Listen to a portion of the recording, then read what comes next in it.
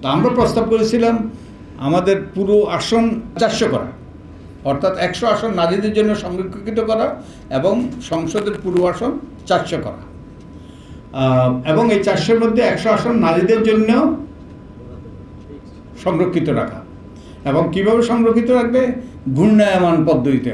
আপনারা কেউ ভারতের, যদিও ভারতের ব্যাপারে অনেক রকম আমাদের আবেগ আছে, অনেক সমালোচনা আছে, অনেক রকম, কিন্তু ভারতের যে পঞ্চায়েতে আপনারা জানেন তো পঞ্চায়েতে কীভাবে ইলেকশন হয়, এই ঘূর্ণায়মান পদ্ধতিতে হয়।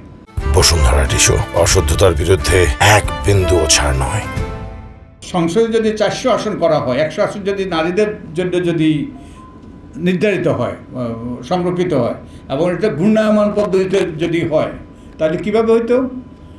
400টা ভাগ, তার মধ্যে 100 আসন আপনি বেছে নেবেন আগামী নির্বাচনের জন্য। 100 আসন কীভাবে বেছে নেবেন?